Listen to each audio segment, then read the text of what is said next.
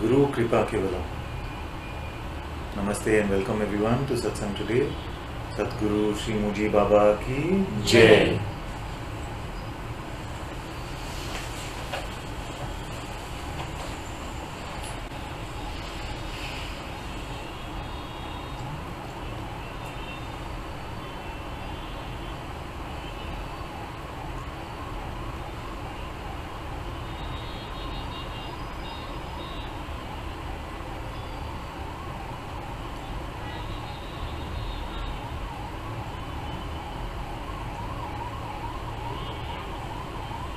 Are you eating or no? Am I eating? Yeah, because it looks like you're losing a lot of weight. Fasting? Are you losing weight? Yes. It's just happening. No, it's just happening. Yes. I'm not even paying attention.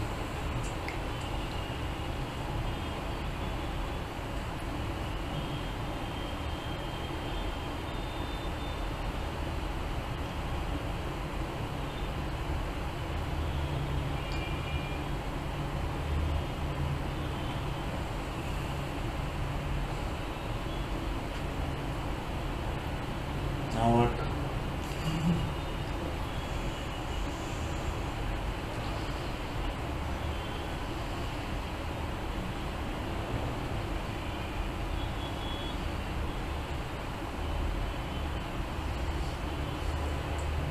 This is too far.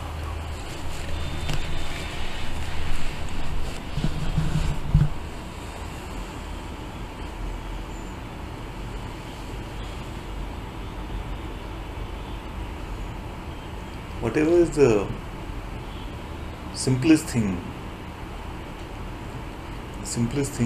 you think you need to do to find this freedom, the truth is simpler than that.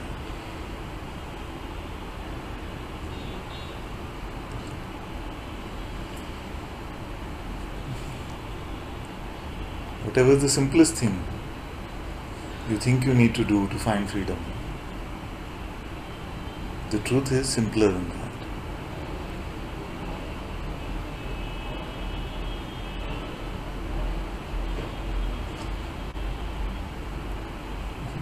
Simple doesn't mean easy, right? Simple and easy, okay.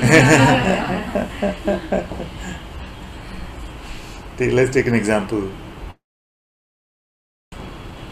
What's the simplest thing you think you need to do to find freedom? That could be, in our mind, not easy or difficult.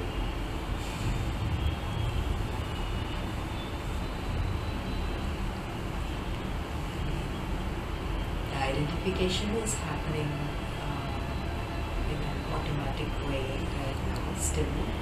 Identification is happening in an automatic way, okay. So the doing also will happen. It's like trying to break that pattern. So, okay. What is simpler than that? Just being. Just being. Good. So, what is simpler than that? No idea. After just being, are we stuck?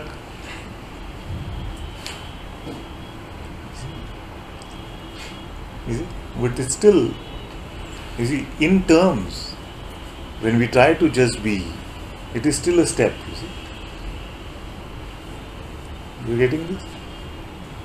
When we try to just be, it is already a position that we've taken. We've already made a reference to ourselves. You see? What is even simpler than just being?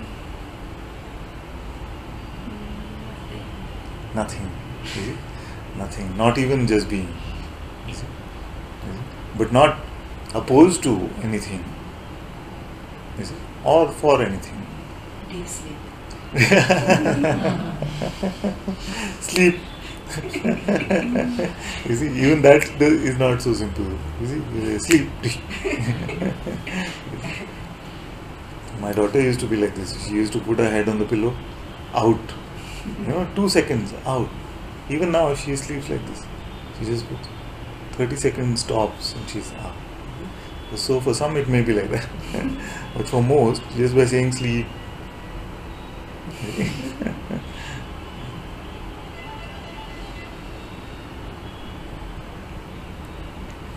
Sometimes because of the habit it seems easier to identify or to stay with being or yes, that's why I said, yes. whatever you think you have to do for freedom,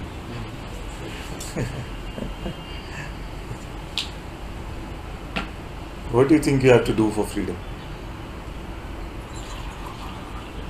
Seems easier to sometimes to put a little bit of effort and to see what you're not and sometimes it's hard. Yeah. So sometimes he says, it seems easier to actually put that effort and see that I am not this. Like this. You see?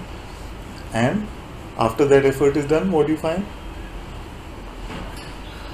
But it is simpler just to be. That it is simpler just to be. And when this finding is also not there,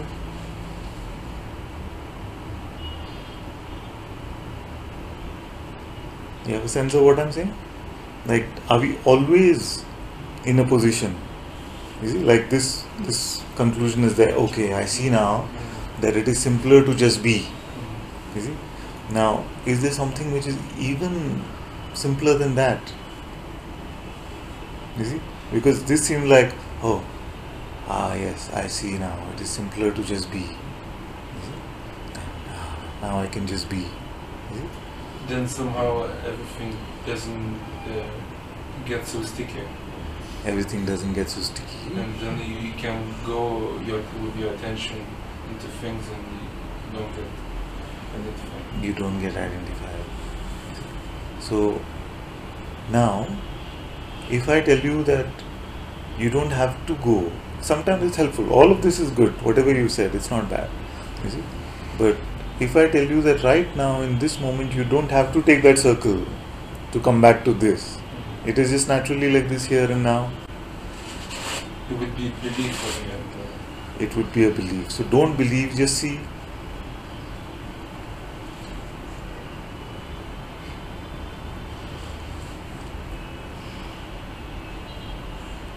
now it's going. You see? So is there something special in this now that it is gone? Is it? Probably the trust and somehow to you. Like an openness. Yeah. Like an openness. You see? And this openness will spread throughout our life in a way. You see? Because when I say actually that the self and to recognize yourself is actually simpler than seeing that I'm sitting on this ground. Because even in that recognition, there is first self-recognition. Self-recognition which then gets added on with additional attributes of taking yourself to be the body or something, an object. You see? But at the substratum, at the basis of all recognition is your recognizing yourself. At the basis of all I is the truth. It is the truth at the substratum. And this is metaphorical, okay? It's not actually physical in this way. At the substratum is the truth. And then are built on the layers of whatever the truth considers itself to be. You see? First, being itself. You see? And then once it takes itself to be I am, which is being, you see, then world of possibilities, you can be whatever.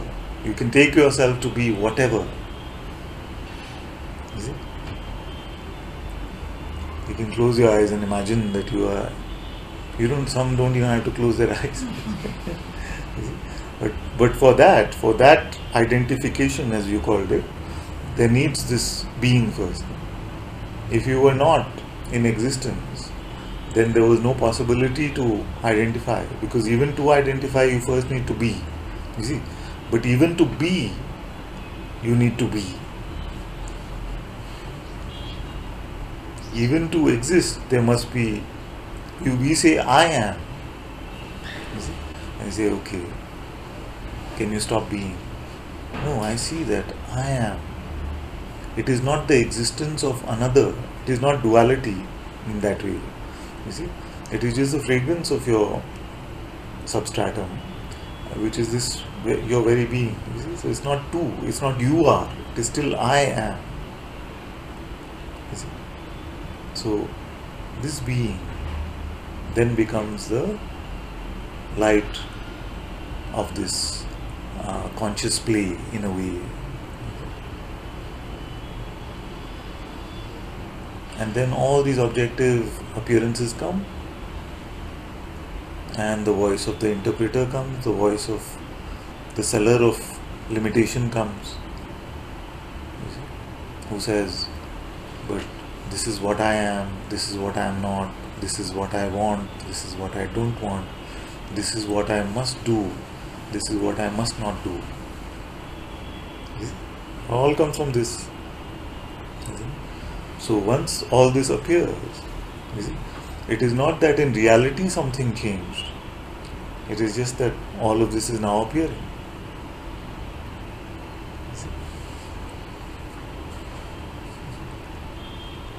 In the morning, again, probably it's common, but in first hour after just waking up, it's really very sticky, and it's whatever comes, there is no space. If you take my one tip to heart, yes, never try to solve it for a past you or a future you. You see? Don't try to solve it for the one who was there in the morning, and don't solve it for the one who is going to be after satsang. You see? In every moment, just if there is a solving, see if anything has to be solved in this moment. It's just that sometimes in that hour I can build up so many concepts, so many not true things, that it may last for another hour or so, and then I have to, when I wake up, to really look at them, what I just built, which is not true, and just to be in silence and see that all of that, what I just built, is not true, you know? So yes. So when there is no, when you're caught up anyway. You see? So these conclusions will not help. You see, when we are caught up, we are just caught up. The minute the seeing comes, you see, then don't try to fix what already happened. You see, or don't try to keep something for the future also. You see, step back from time actually. You see? In that moment, step away from the idea of time. Okay, maybe it's too much. just stay in silence and see that somehow, just let them everything appear, and then automatically in the seeing everything seems not true anymore. Yeah, this is good. So this is exactly what I'm saying. So in that moment, then you are not, if you try to then fix it and say, okay, tomorrow morning when I wake up, then I should not do this, you see, then it's just adding to the conditioning. You see, that's all I'm saying. So even now, if it is true that, as you say, in satsang you experience this effortless openness, then use this hour, 2 hours, whatever is there. You see? That is the best antidote for everything else anyway. But if you keep saying, but now that I have this openness, how do I fix it for my morning time when I wake up? You see, then even this hour, 2 hours will get mixed up in all that stuff. You see? So, I'm catching this voice more and more often. It's like being aware of this voice. It's like I'm taking everything else to be false, but this voice is true, you know. And now I can see this is also the truth. Exactly. In this way, many times the mind poses as your friend and says, "Okay, you're good now, but Eddie, I just want to point out that when you wake up in the morning, you're still caught up for about an hour or so. You see, then you lose what was there even now. You don't actually lose it, but you have a sense of what I'm saying. You see? So satsang is available to you. The best thing you can do, if there is something to do in these 2 hours or 1 hour, whatever it is to remain in your unborn. remain in your notionless existence. And that's what I mean when I say don't try to solve it for that one.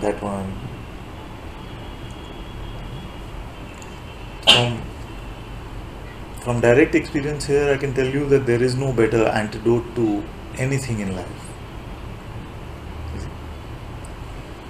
Really take this to heart what Bankai said. Master Bankai said, all things are perfectly resolved in the unborn. Whatever you may think the problem is, it is better resolved in your notionless existence than any strategy that you may come up with or any tactics you may come up with.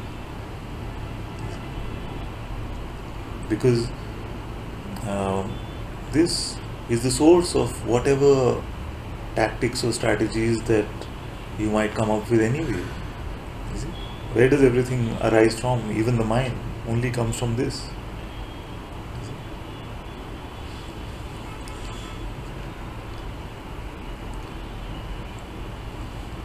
So if, as you say, that there is some peace or openness found in Satsang, then remain in that, you see, without trying to oversolve future or past.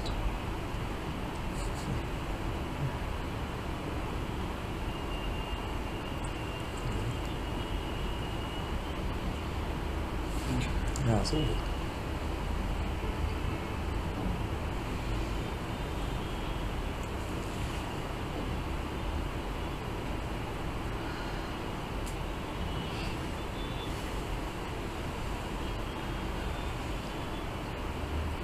because all conclusions that we are making about ourselves, you see, we cannot really be certain about them anyway. They can seem very real because, okay, memory is reporting something, or you can use inductive reasoning to say every time this happens to me, you see, but that is still reasoning.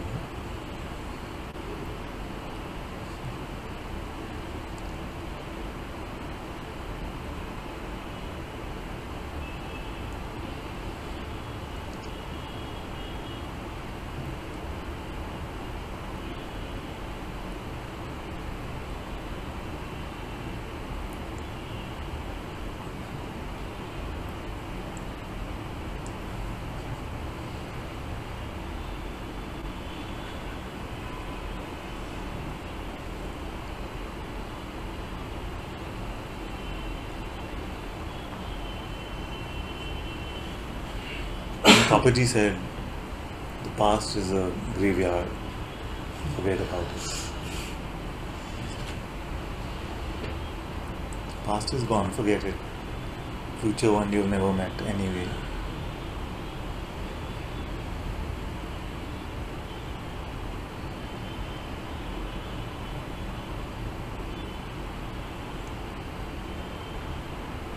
And right now there is never a problem.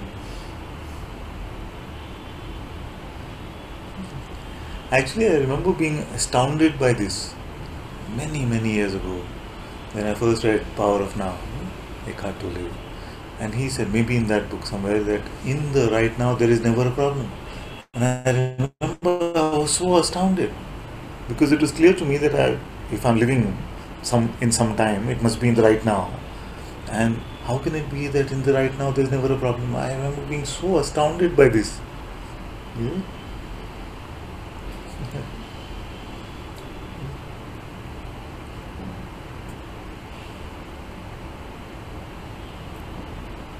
Even if you take yourself. Is it really so? Yes, it is really so. Because you are not even, even if you take yourself to be an object which is living in a tiny slice of time, you see? That means I am here in the right now. This object or any object that you take yourself to be is living right now in this tiny slice of time, stuck between the past and future.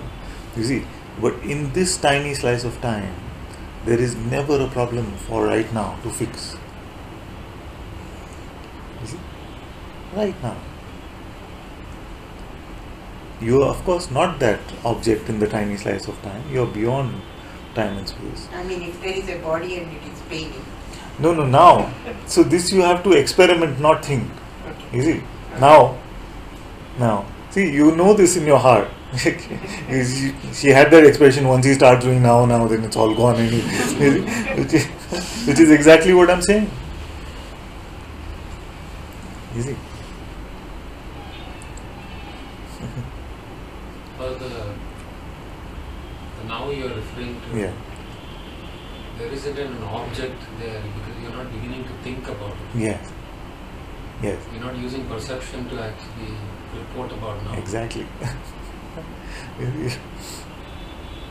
This is the beauty of it, that you may think that I am a limited object with so many problems and things to solve, you see? But once you actually move from thinking about it to actually seeing for just one moment, then even this idea of being objectified, of being limited, is gone. So how can the idea of the problem that belongs to that limited object survive if that basis itself starts to, or actually fades away?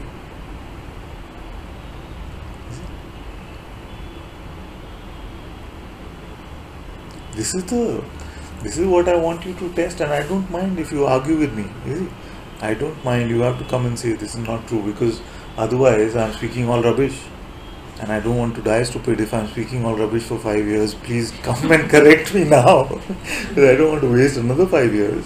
But what I'm saying is that God is now. You see, everything that you're looking for is now. You see, the me is not yet here. You see, but an offering for the me can come, saying, but you are limited. You see, and then you seem to be away from, or distract yourself away from your true godliness, your true divinity. You see? Father, when you say there is no problem in the now, Yes. what do you mean by problem? There's no, exactly, that's what I mean. That in the now, the concept of problem loses its meaning.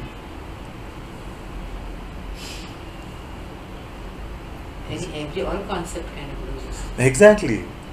But she said if there is a physical pain, Yeah, that won't go away. Or yes, but it's no longer problem. So this is very important distinction actually, and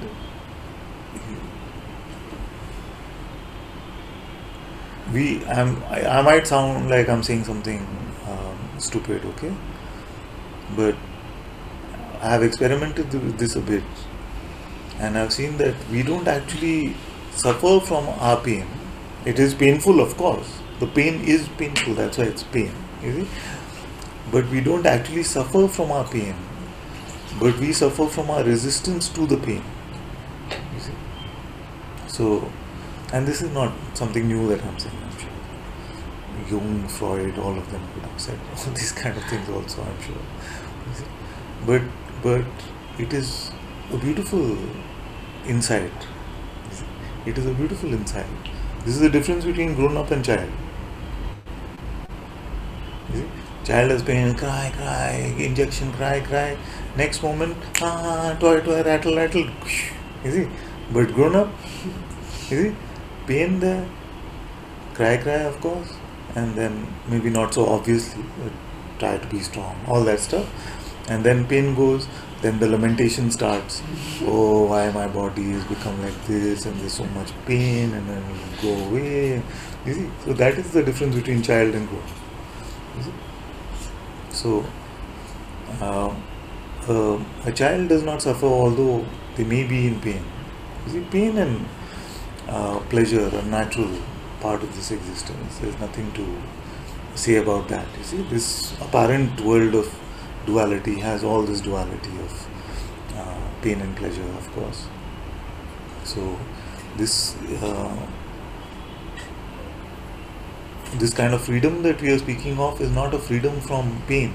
You see, Sarvadatta Maharaj in his dying days used to talk about it sometimes, that sometimes the pain is so much, you see, that I can't even sit much pain. So pain is still being experienced by the greatest of sages. But they are not concluding anything about their true self. They are not making a sufferer out of it in their conceptual mind. You see. So satsang, fortunately or unfortunately, is not a cheat code from this kind of sensations, any type of sensation.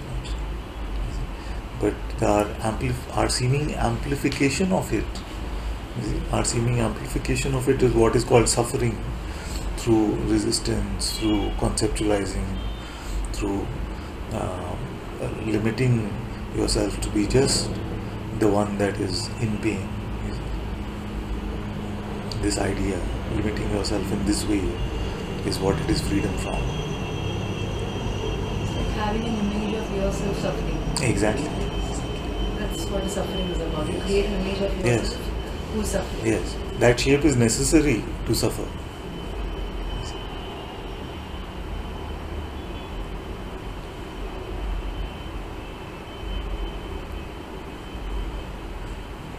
Please help getting. Just one See last this point. thing. Just one last point about this pain thing. Also, is that there are scientific studies now which talk about accepted pain versus resisted pain. You see? And many people who are in deep pain, they were taught in some way to be in greater acceptance of it, to be more spacious with the pain. And they have, in scientific studies, confirmed that their seeming experience is much lighter after the acceptance has been there. You see? So our mind has a nature of amplification, where it can make things seem like they are much worse than they are. You see, at one time I also was sharing about this sort of strong exercise we did at a previous organization, spiritual organization I was with, where they got us to look at the nature of pain and how energetically it is not so in the spectrum so different from pleasure. Actually, there is pleasure that can be found even in pain. Of course, these things can sound terrible to one who may be identified with their pain at the moment. You see, it can sound like I'm demeaning their misery or something like that, but that is not my intent. You see, my invitation is just to say that if it feels like there is one moment of space, see if the pain is the entirety of your existence, or there is a space in which even the sensations of pain are occurring. You see, and for those of you who don't have any attention, because when pain comes, then attention is like a magnet to the attention. You see, it can feel like all our attention gets sucked into that. So then no trouble, it's okay. You see, just as far as possible, don't make any conclusion about that. You see, and when that little bit of spaciousness comes, you see, then use that opportunity to check. Where is this pain actually happening? Does it cover the entirety of me, or is there a vaster, greater existence in which the pain is just another coming and going, another appearance?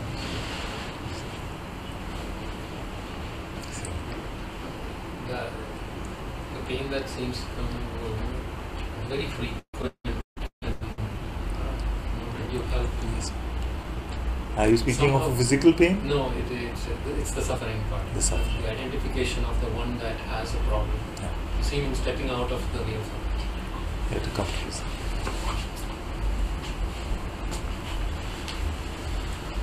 So,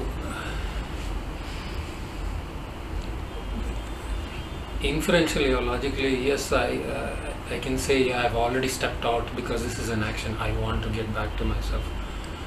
And there are seeming passing experiences of being established in the true self, where everything is perceived. The idea of you is also perceived. Being established in the true self or sufferer? What did you say? No, I'm just being clarifying established in the true self. itself.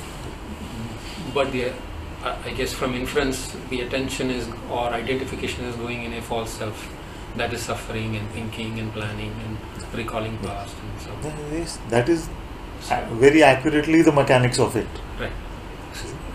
But this body, this false self seems to be here quite often, and this is an idea. Now, when we say that the false is here quite often, is that true or is that false? Maybe Byron Katie it. You see? And it could be that the mind is screaming right now saying, but everything in my memory is reporting that it is true. You see, yesterday I was fully in the false. You see, this kind of thing. Okay. But what I'm inviting it to do is like, be here now frequently, the false.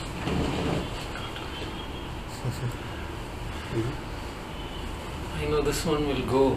Okay, so also let's look at it another way. You see, if we have to be empirical for a moment, in a sense, give some reality to this story of time and space. How many moments from yesterday you remember? Say 20, 30, 50 if you really think about it. 100? No, at best. If you start writing, if you're really very good at this. 100. How many moments were there in this supposed yesterday?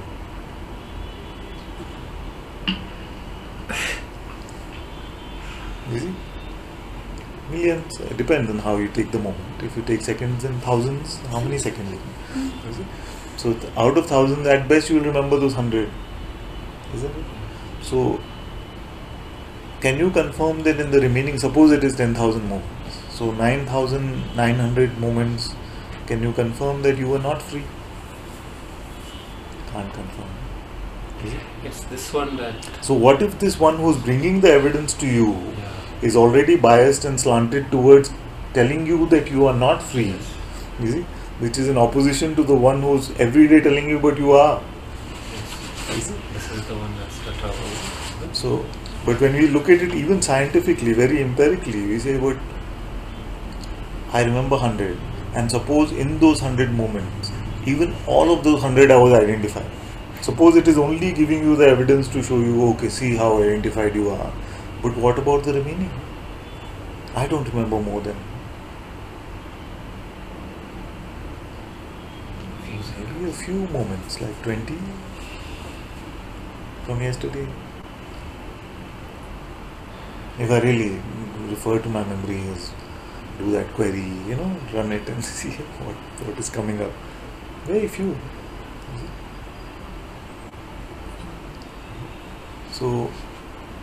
So that we cannot really confirm that this is true, that I'm mostly identified and it is very frequent, is it? But what we can confirm is what is just right now. That is why it is not a trick that I'm playing with all of you to invite you to come into a direct seeing of what is right now. Because my proposition to you is that maybe your mind is playing tricks with you and convincing you of your limitation.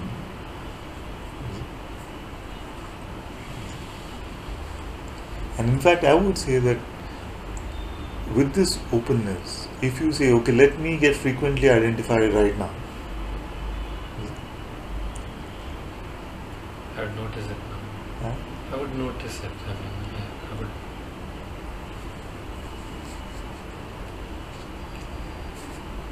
Don't know how to describe. Okay, in the 10 minutes, get identified 10 times.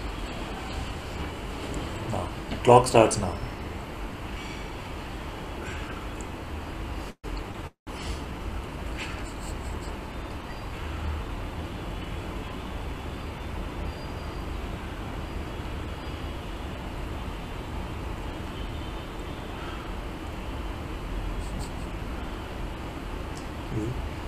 If we keep playing game like this, you will find that more and more it is more effort to get identified than to not be identified. It's very silly, it seems like. Huh?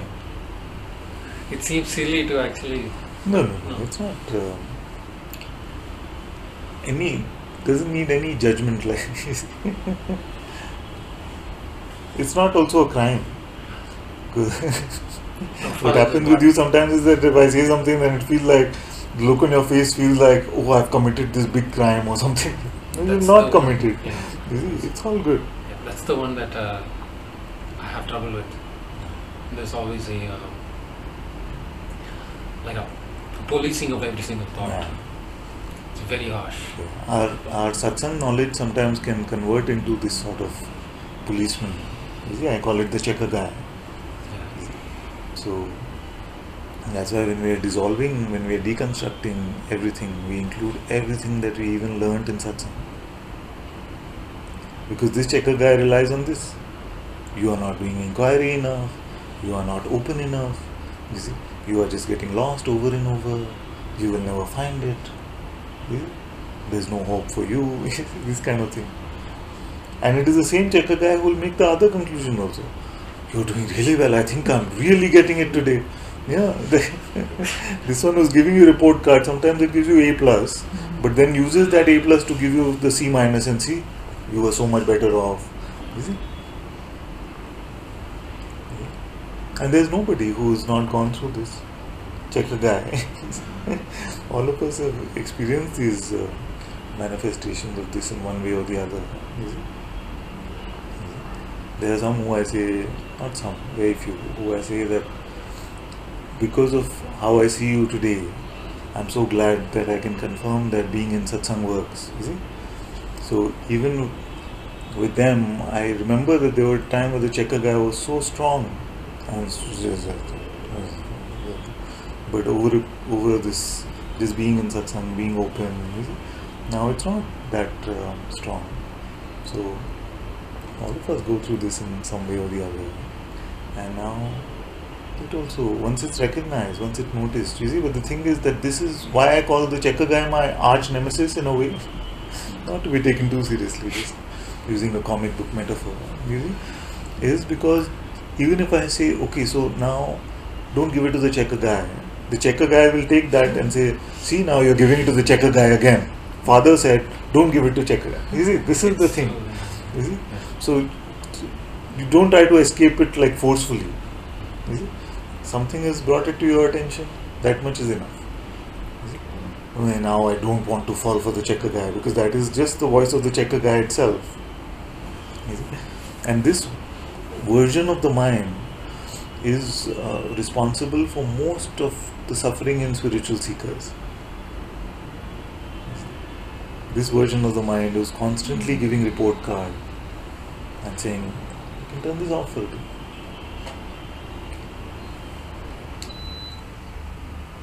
How good you're being, how bad you're being, whether you're succeeding, whether you're failing, are you getting this, are you not getting this, what is keeping you trapped, what is not keeping you trapped. Now I figured out how to lose it. Now all you have to do, you see, all of this stuff. It's just the subtitles to your spiritual journey, using your spiritual knowledge.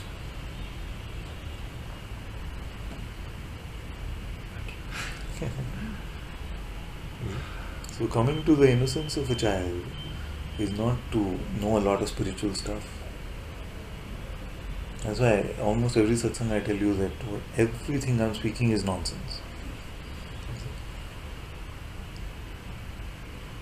Either Muji's words saying, drop your identity, drop your story, you're here, Yes. and that is enough. Yes. That is so comforting, Yes, because it exactly. just clips it right Exactly, there, the mind exactly. that's going.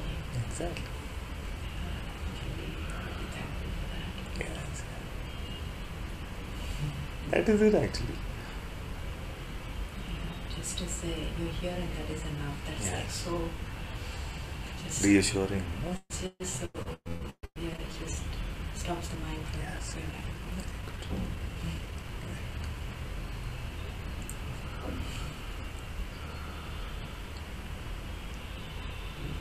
Father, the sort of the victim identity became clear now. So all these thoughts believed in was perpetuating that, Yes. and it still has some momentum. Quite a long time. I'm recording it. It's been there for a long time. Anyway. Sometimes these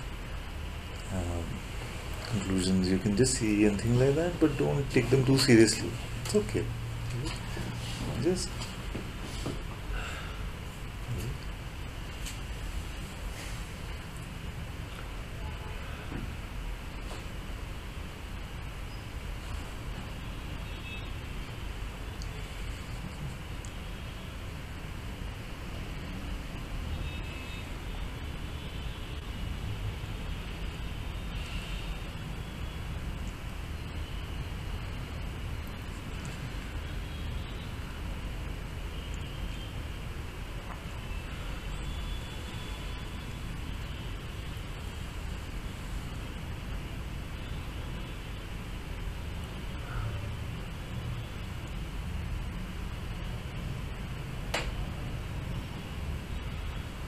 the being that is here, you see,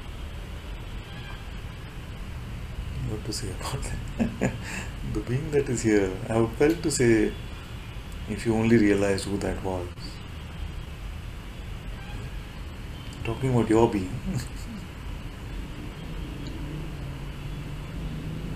There is no God other than that.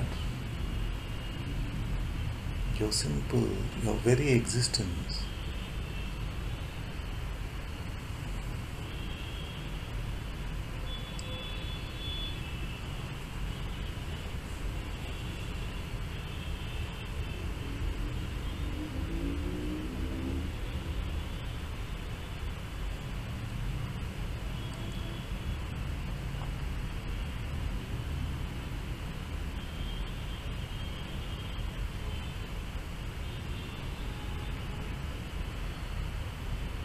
Those expressions that you were using, like your very existence, I'm having trouble reconciling some part of. Yeah. If there is only one being here, Yes. it seems like this one and that one and everyone else is speaking on behalf of that one being. Yes, yeah, exactly. That's all that I'm saying. So perception begins there. Yeah. In the sense I clarified like that because I didn't want anyone to have this. Somebody might be new in the broadcast or something, so he might be feeling like he's speaking of Ananta or something like that. Not the appearances in this being, but the very being which is the substratum for all these appearances to happen. That's the one I'm speaking of.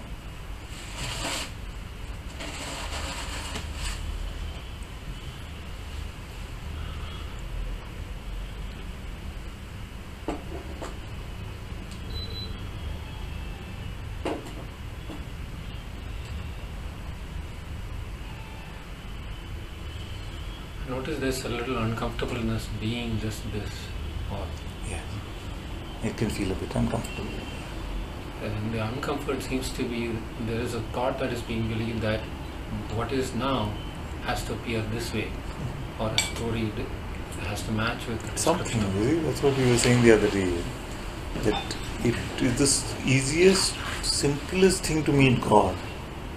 If you did not have any idea about what God is, or should be.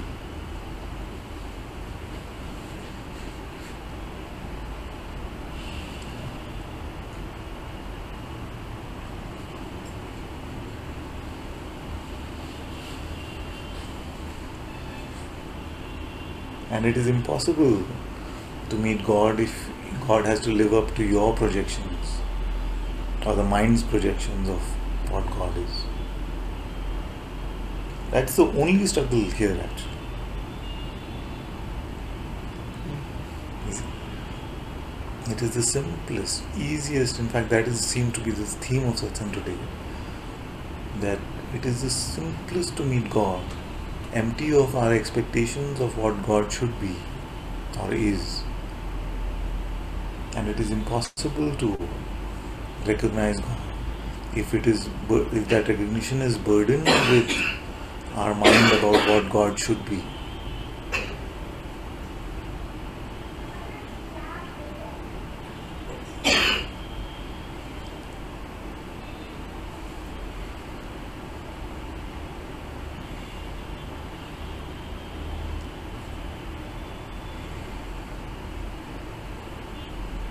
Don't burden your life. In fact, let me say it in a simpler way. Don't burden anything with your idea of should be. That is where the struggle comes from. Should be is equal to should not be, same. Two sides of same coin.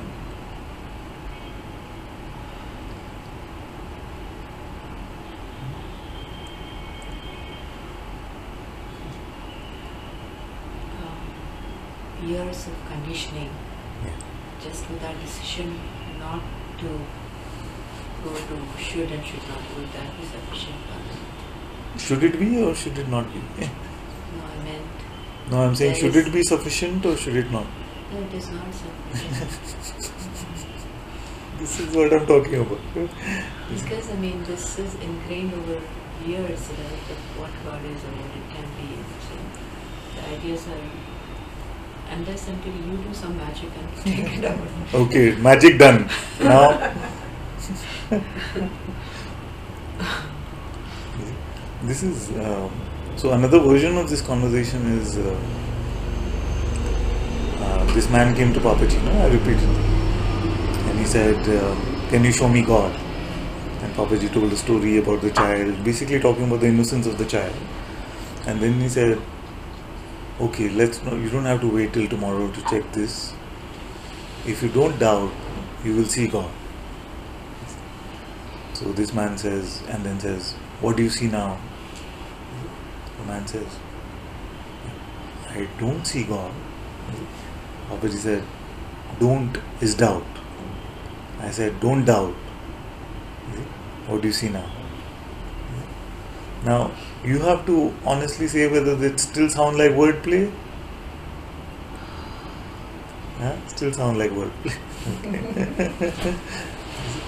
It's just like, it's nice, like hocus pocus thing. Like, can it be like that? You see, that exactly is doubt. If you did not have a precondition on what God should be,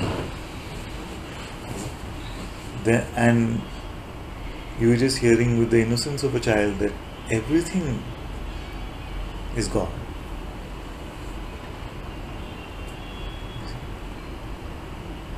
Then what do you see? Yes. Yeah? Yes. Then But it is that innocence and that freshness yeah. is lacking. It's not lacking, it's here now. You see? But we sell it to the mind in a way. It's here now.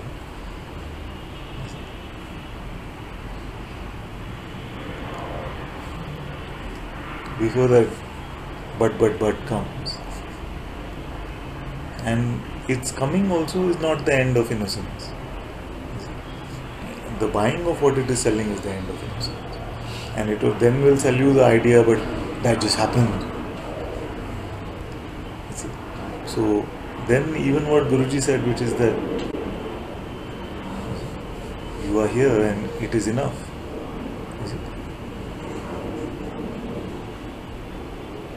It is enough, it is all.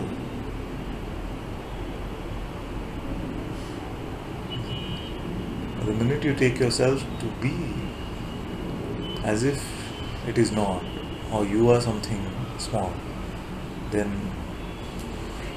even this beautiful pointing gets pushed to the background. Isn't it?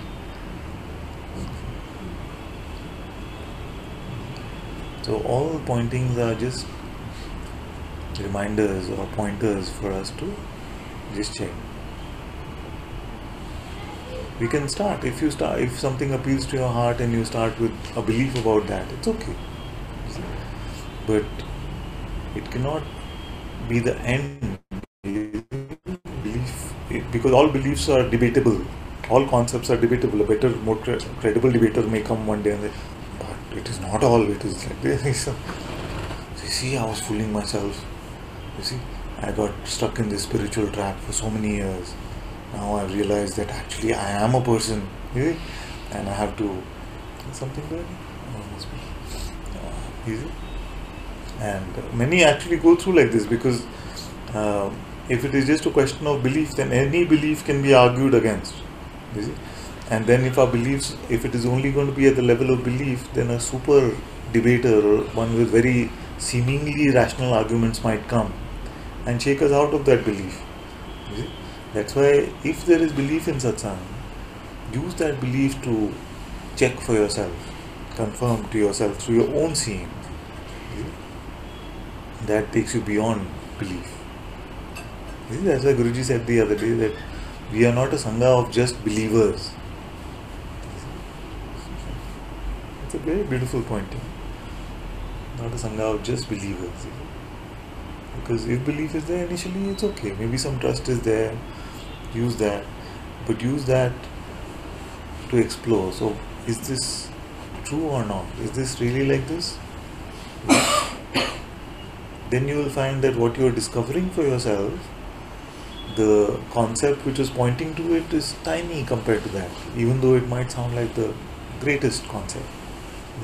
It's tiny compared to your seeing, isn't it?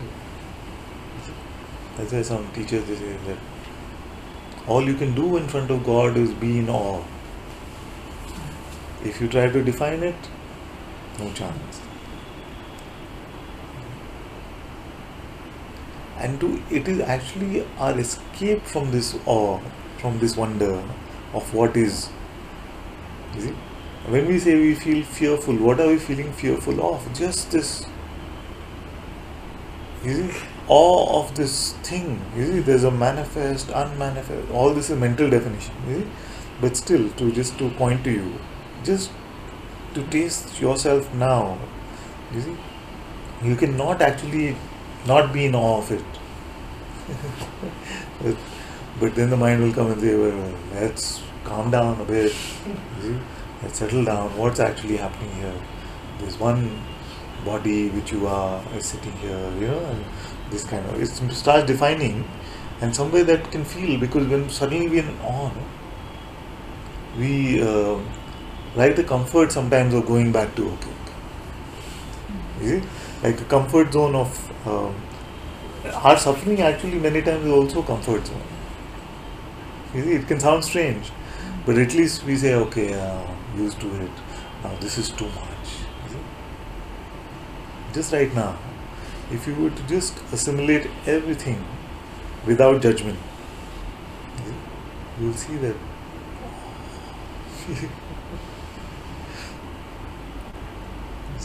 even phenomenal. Then you start, like I say, include everything, and then don't forget to include the elephant in the room, which is the non-phenomenal witnessing of all of this. Include everything in your perception, and then include that which is aware even of this perception.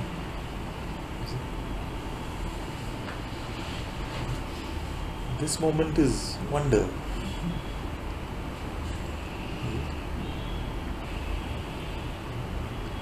And that's all. We cannot put one word that accurately defines it, describes it.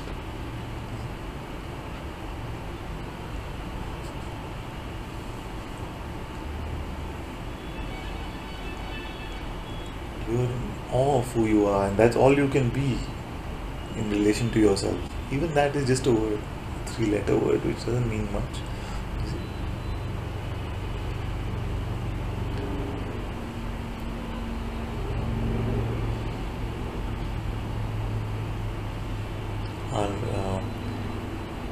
It's like you see Niagara Falls or something, and then just in the seeing of it, maybe it feels like too much, so maybe I should draw it, or today's version, take a photo, and like this. You feel like a bit much to meet life as it is. So this is the quantum leap, or the cow who jumped over the moon. Going away from our head to, it's a bit cliche to say from head to heart, but in a way like that. You see, just switching from this constant judging to just, best even not to make a reference to what.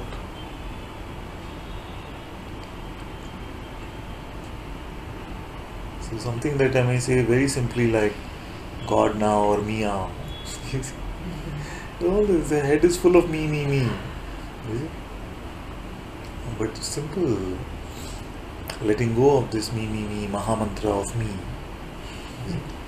is all that is needed if something is needed.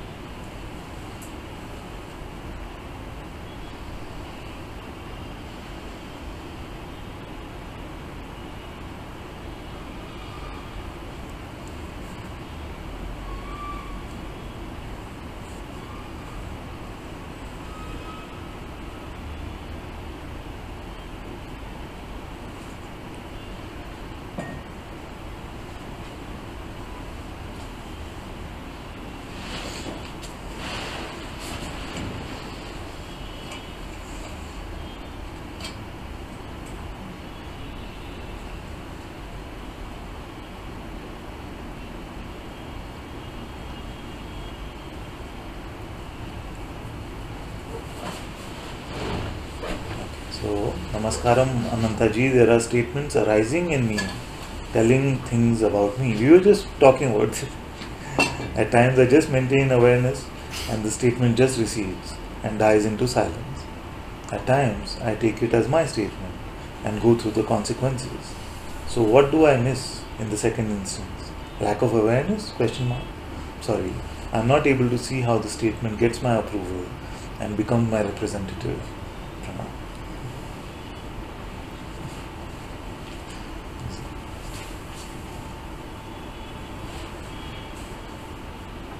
When you're caught, you're caught. Just see how things are now.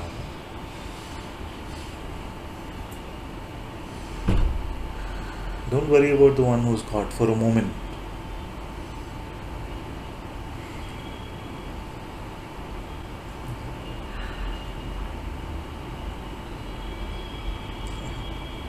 It can sound like a simplistic trope or something that I'm saying, but it's actually not what your mind might be making it out to be. When you're caught, you're caught. Forget about that one. That one is anyway in the Master's grace. Nothing can be done about that one who's caught. But you see now, and that is enough.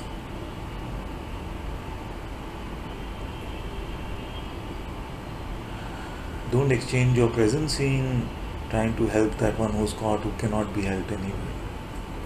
In this way, you cannot be helped by any personal idea of you anyway.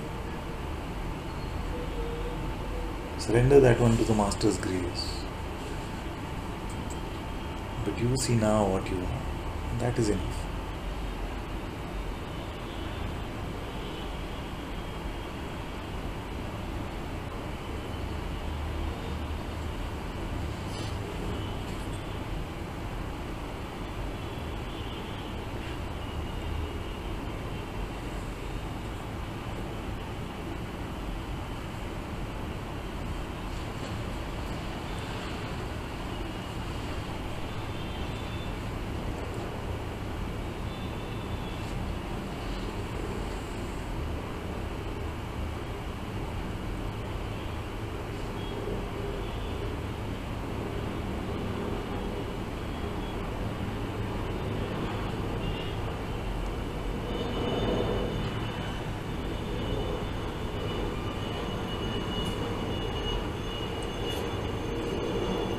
By saying staying in this, I get caught less and less.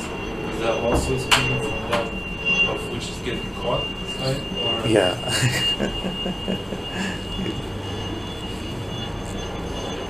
Because you still have that benchmark in mind. I want to say also in a way that it is natural, you see, and yet you will see that actually gives it more fuel. This is what I mean by the checker guy also. That I know the perfect strategy how not to get caught is to not worry about the one who is getting caught. Still there's a tinge of this ploy making. This it just came clear on this now. Yeah. That's what I wanted to say of Half-Life, because before it felt so real. Just stay in this, and then that will solve your future personally. Nothing about finding truth or God can be depicted here.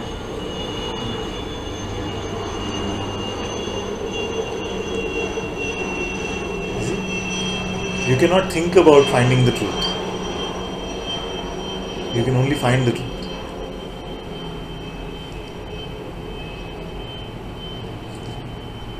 And that can seem like a pain for some time because all that we're used to doing is thinking about things. What do you think about this? What do you think about that? What do you think about everything? Now when I come and say, but you cannot really think about God, you can only find it.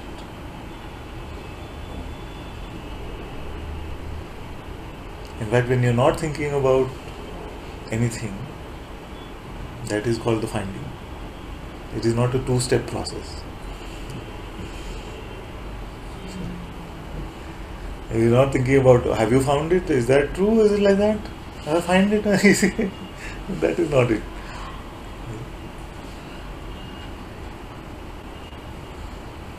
And I said that even the most devotional, the ones who are concluding about themselves being the most devotional at this point, the mind can really get at them. You see, and you realize that many times our devotional conclusion was also coming from a mental place. This is not meant to create any guilt or something like that. I'm just saying that the ones that even feel that I'm not very mindy or mental, I'm more heart-like in my temperament. When it comes to this point of letting go of all conclusions about yourself, at that point you start to see how much we are still in the mind and labeling ourselves and concluding about ourselves.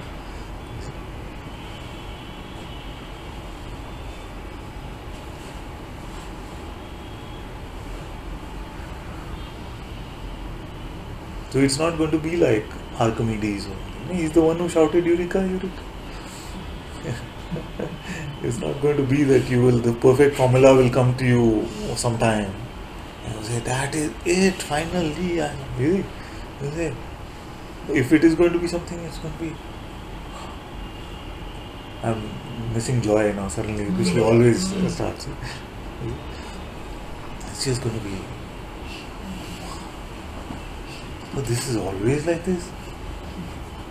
I have always been this. If some conclusions come, they will be more like this. I'll say, I found that something new. You see? It will be more like, how did I miss?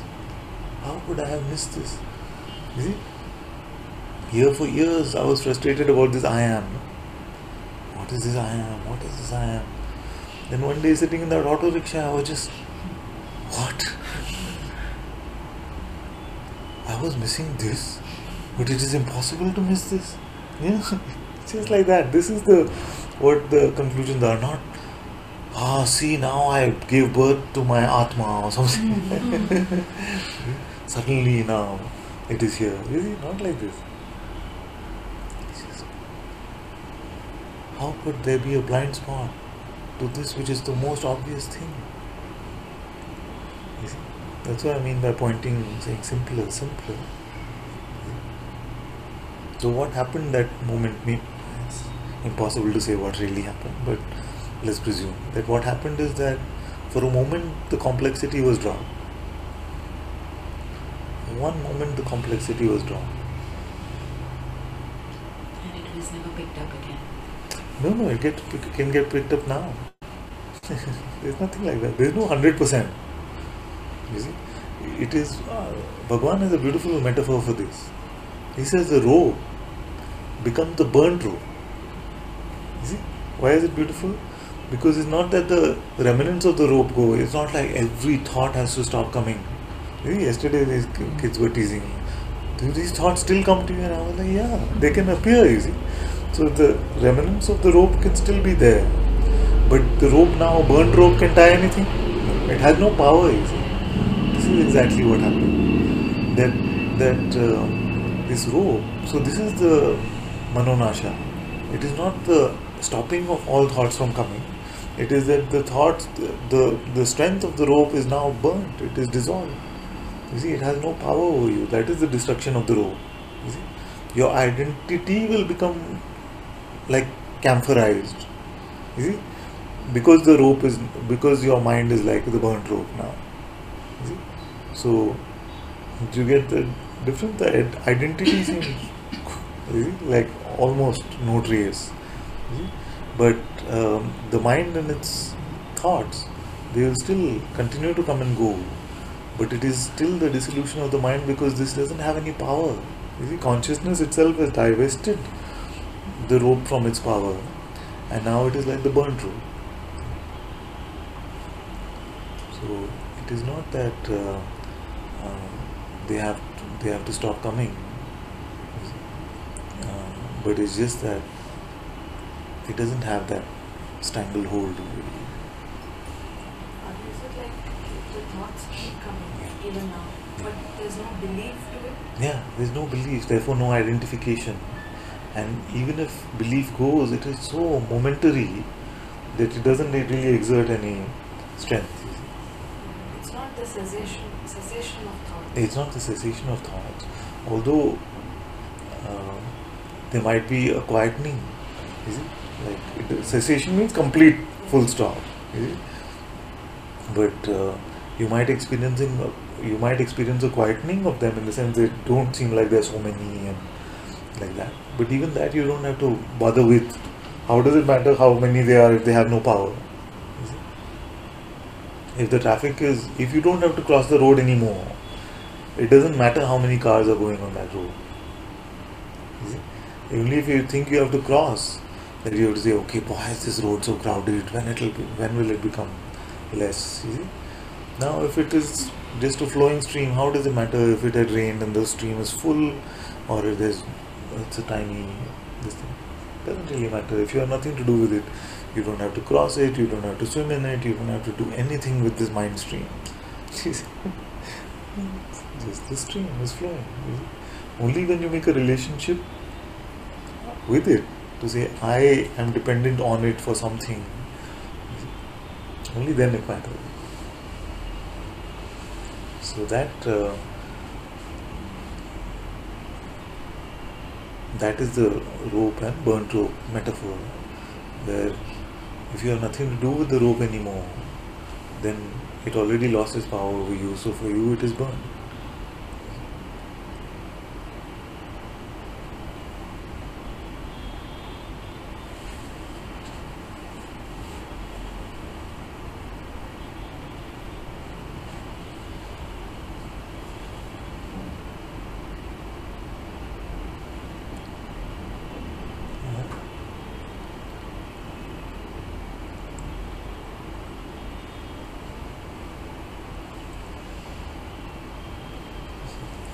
If you have to think about it, it is not the truth.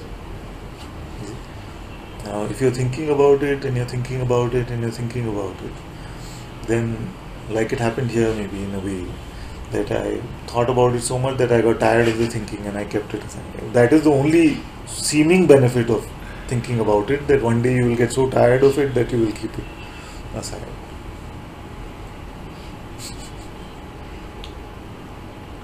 Because many times I ask, what is the benefit of thinking about this or identifying yourself as a product of your thinking? Now, this is the only one that I thought of.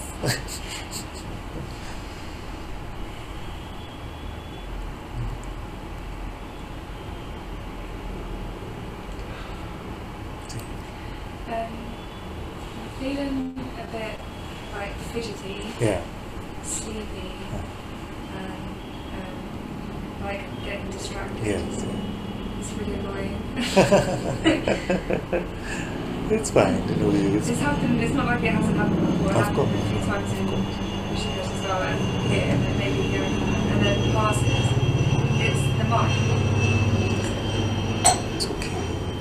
Don't be too hard on yourself also. It's just, already you're doing very well if you noticed it. Is it? It's good.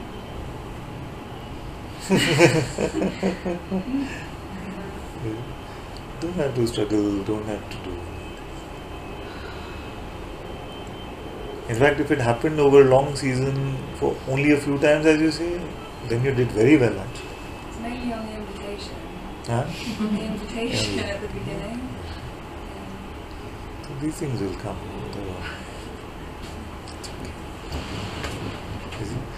Because you're beating yourself up, or you're feeling guilty, or even concluding that, okay, this is the mind, will just add to the condition. Maybe, what will you do with that knowledge? You'll either make yourself feel guilty, or you'll say, okay, I'm not done so well today, tomorrow I won't give in to the mind. Yeah, this kind of thing. But I don't want to miss what you're saying. yeah, we have transcript recording, and basically I'm repeating the same thing every day. Don't worry. So you shouldn't think anything. Better. Then you heard more than everyone else. If you just heard even this much, is it? Even this, don't think about it.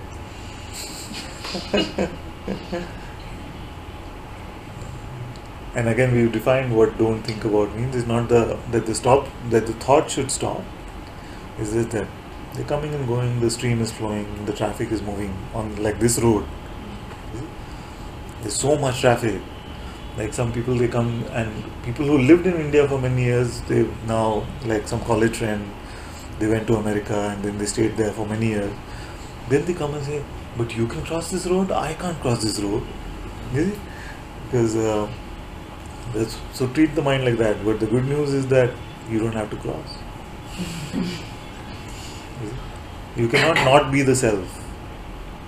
You don't have to go anywhere at all. So let these thoughts come. And that's what I was even saying. I don't know whether you heard that part. So I said that. It's on and off, like little waves of it. So the one who's caught is caught anyway. Yeah? When you're caught, you're just caught. There's nothing to be done with that one anyway. You see? Yeah? But now when they're not caught, then don't get caught up in that one.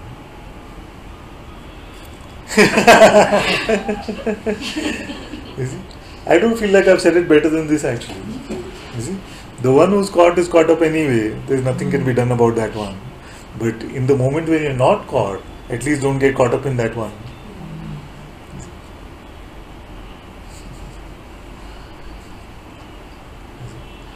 And you're surprised at how common it is. For when you're not caught also, then to get caught up in the one that who's caught, and then therefore becoming the one who's caught, and nothing can be done about that.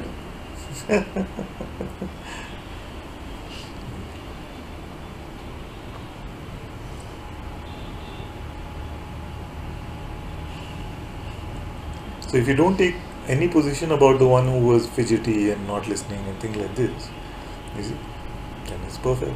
Because if you do take a position and say, okay, but now that should not happen, or that should happen, or I've been bad, or is it not my fault, it just happened, or any of these things, any of these positions, then it's still a variant of that same one.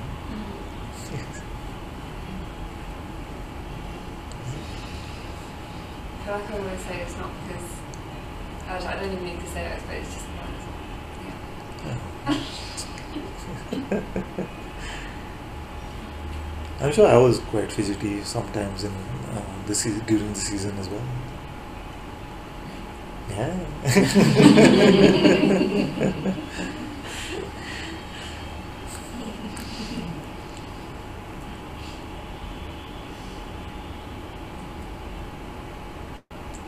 You don't need to be harsh on yourself or rough on yourself or tough on yourself in any way. In fact, I've said that if anything that I've said makes you feel guilty or something like that, just throw it away. That is never the intent. But words are not true descriptors, of what is what is trying to be conveyed, like exactly like this. So sometimes it might sound like even what I've said can sound like, okay, this is an invitation to feel guilty or I've been bad or something like that, but it's never the feeling here, because it is never helpful. You see, that is what I call the dessert of conditioning. The starter can be, I wonder what movies are running in Bangalore right now. You see? Like that. You could be sitting in Satsang thinking about, oh, did I send that email I was supposed to send, and what all things do I finish? All this stuff can come. So that's the starter. Yeah? Then the main course is like, okay, now stop being like this. Listen carefully. You're wasting your chance. Like this. And then all this like main course you've eaten. Like, already you're stressed. Email, movie, all that. And satsang, you're not the person. All that stuff. And then the dessert is coming, which is saying, but you are such a waste. You can never get this stuff. You see? It is just, look at these people, they look like in so much bliss and they're getting it. And look at you, you're thinking about movies and you're just, so you can just feel like that. And this dessert, is making you into something so limited. You see, it's making you into an object, a person so strongly that the starters were okay. You were just thinking about, but at least you're not like, I'm such an unworthy seeker. Versus I'm just wanting to watch a movie or something. So just enjoy the dessert, basically. It is the opposite of the metaphor. Okay, so I should clarify. If you were on a diet, yes, you're trying to reduce your calories, which is the egoic conditioning are the calories, yeah. Then sometimes the egoic conditioning or just being distracted by a movie or some email or some work or something like that. You see, versus taking yourself to be an unworthy spiritual seeker. You see, that has a lot more egoic conditioning than just, you got distracted for a minute. It's okay. All for an hour or something.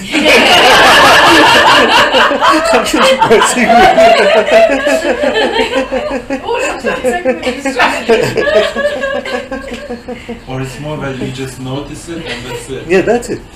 It is noticed anyway. You just noticed and that's it. You see? There's no other shovel that you can send in there and pull it out anyway. You see?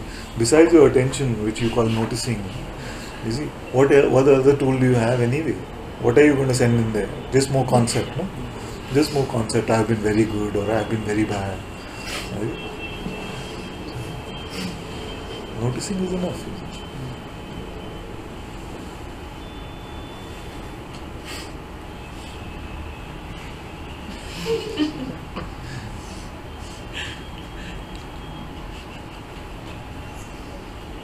I feel like teasing her more, but she doesn't know me well enough, my humor well. She might take it personally.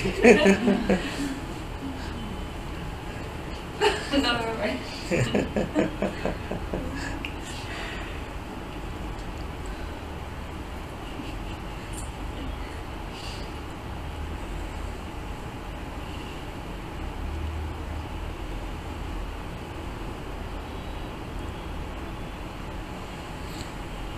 I am trying as hard as I can, but nothing is happening. I am unable to see the distinction between consciousness and the one who identifies with the thought and gives belief to the thought. So don't try at all. In fact, all satsang, that's all I've been saying. Don't try at all. Whatever you think you have to do, it is simpler than that.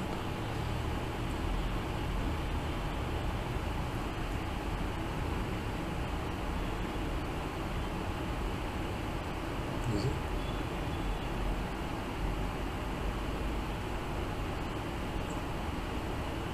Whatever we think we have to do to get this stuff,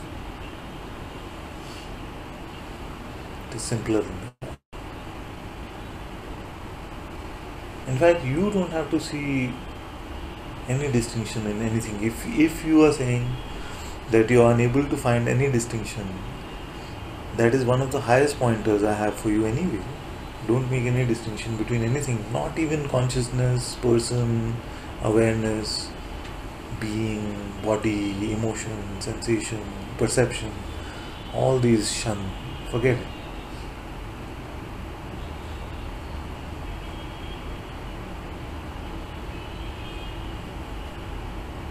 Anyway, you're coming, no? So don't worry so much about it. Because a spiritual seeker on overdrive is not necessarily the best way to get this. Or the spiritual tire, I'm trying.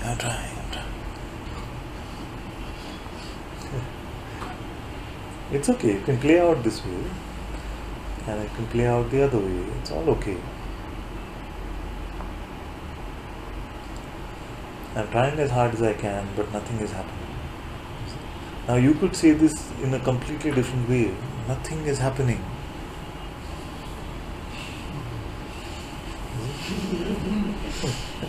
In fact, one of Papaji's highest pointers was nothing has ever happened.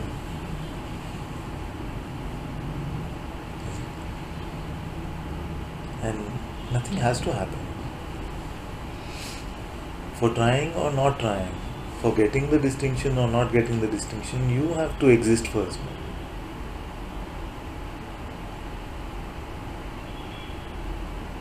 Your existence and that which is aware of this simple existence is independent of all these positions.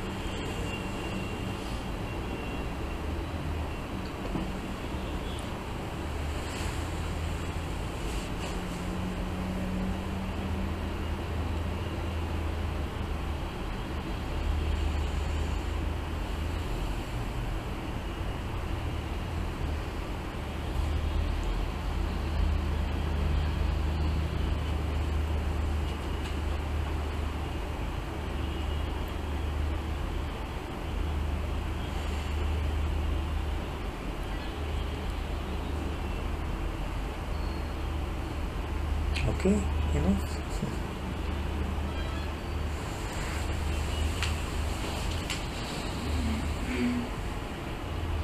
Thank you all so much for being in Satsang today.